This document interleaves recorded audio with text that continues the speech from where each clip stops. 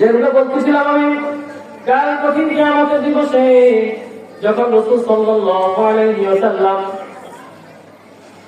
শাফাআত করে উম্মতদেরকে নিয়ে যাবে, এই কঠিন মুহূর্তে রাসূল সাল্লাল্লাহু আলাইহি ওয়াসাল্লাম একদল উম্মতের বিরুদ্ধে দাঁড়িয়ে যাবে। বলেন না আলহামদুলিল্লাহ। এই কঠিন মেসেজটাই আল্লাহ রাব্বুল আলামিন কোন ভাগে দিয়েছেন? ওয়াকাল রাসূল ইয়া রাব্বি ইন্না কওমি ইত্তাখাযু হাযাল কুরআনা মাহজুরা।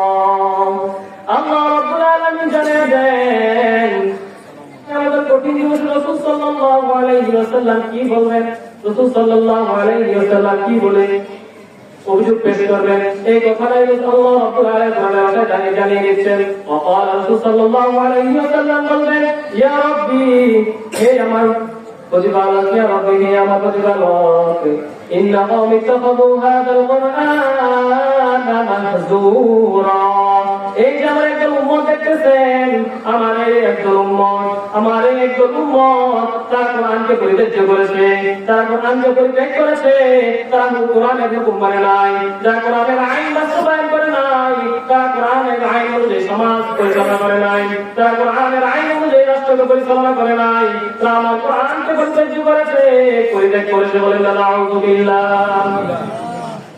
কাল কঠিন কিয়ামতের দিবসে রাসূল আকরাম সাল্লাল্লাহু আলাইহি ওয়াসাল্লাম যদি আমার আপনার বিরুদ্ধে দাঁড়িয়ে যায়, যখন রাসূল সাল্লাল্লাহু আলাইহি ওয়াসাল্লাম ছাড়া কোনো উপায় থাকবে না, তার শাফাআত ছাড়া কোনো উপায় থাকবে না, ওই কঠিন মুহূর্তে রাসূল সাল্লাল্লাহু আলাইহি ওয়াসাল্লাম যদি আমার আপনার বিরুদ্ধে দাঁড়িয়ে যায়, তাহলে কি বাঁচার উপায় আছে?